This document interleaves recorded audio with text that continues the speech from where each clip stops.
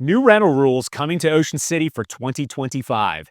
How will these rental restrictions affect your property and or your Airbnbs in 2025? That plus more coming up on this edition of the Running Real Estate Podcast.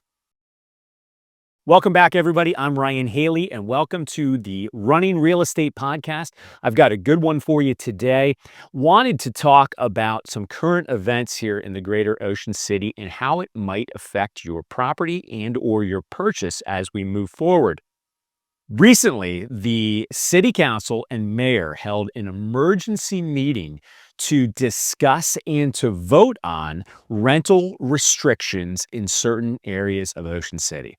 And so what came about was the council passed in an effort of a vote of 6-1 new rental restrictions that affect the R1 and mobile home districts here in Ocean City.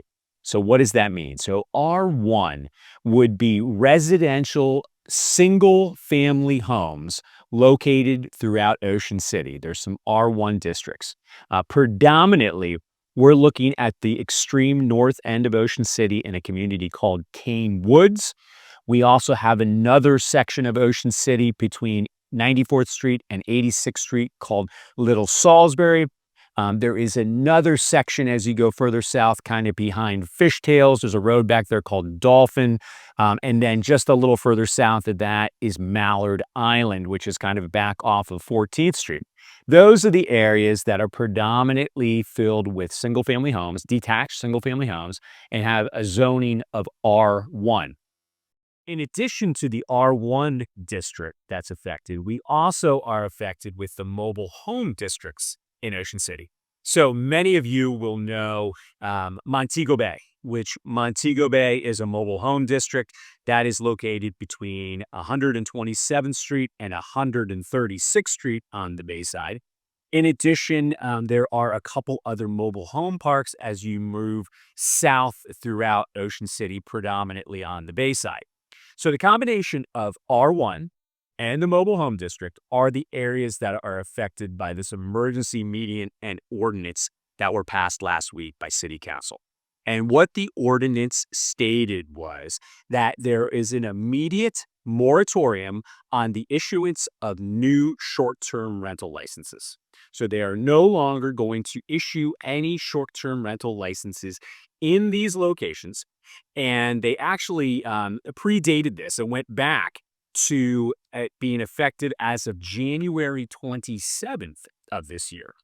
So no new rental licenses for short-term rentals, a moratorium through the end of 2025. And the idea is that this will give the City Council and the Planning Commission time to evaluate what the next best steps should be. And the so-called reason behind this is that in the predominantly residential detached single-family home communities, they are not intended to have short-term rentals. Airbnbs specifically is what the terminology that they're using. So they want to evaluate the effects of this in those areas for the next year and then determine where they go from there. The other piece that was put into play is if you have an existing rental license in those locations, you are grandfathered in and are able to renew your license for 2025.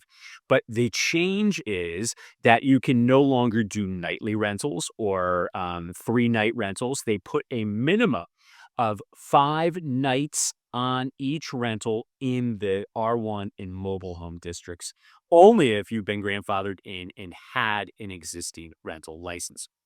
Now, they also enacted some regulations when it comes to number of people in a bedroom, with 2 people in a bedroom, as part of the allowed number of people in each property. They're also requiring that there is a local agent of some sort or a local representative that could be contacted if there was an issue with that vacation rental. So there are a number of items that have been put into play here, but the biggest and most newsworthy right now is this moratorium on the issuance of new rental licenses. Now, I've had a number of people reach out to me asking me, number one, what does this mean to them? Number two, how does it affect their property values? Number three, who is behind this? And number four, why are they doing it? And these are all great questions. They're obviously somewhat speculative in nature, but for the most part, what most people are saying is the reason they're doing this is to preserve the lifestyle and the intended use and enjoyment of the properties located in these areas, meaning that they're not supposed to be filled with nightly turnover with rentals. Um, that's kind of the front, or at least the reason that most people are pointing to as to why this is taking place. I've heard other people have come to me and said, well, is there maybe some underlying issue that we're not aware of as to why somebody would want changes in these locations?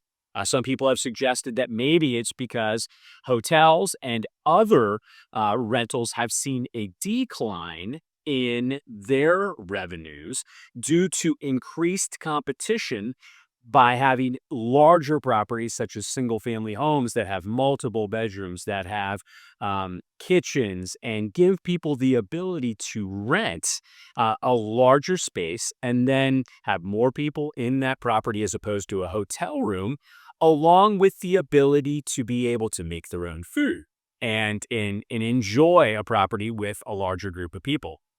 So they've said maybe the hotels are behind this, and that's quite a possibility. I'm not 100% sure, but what I will say is that myself as a real estate agent, I've always been a proponent of owner land rights, the rights of homeowners who own their property to be able to do what they would like with the property as long as it falls into the current zoning.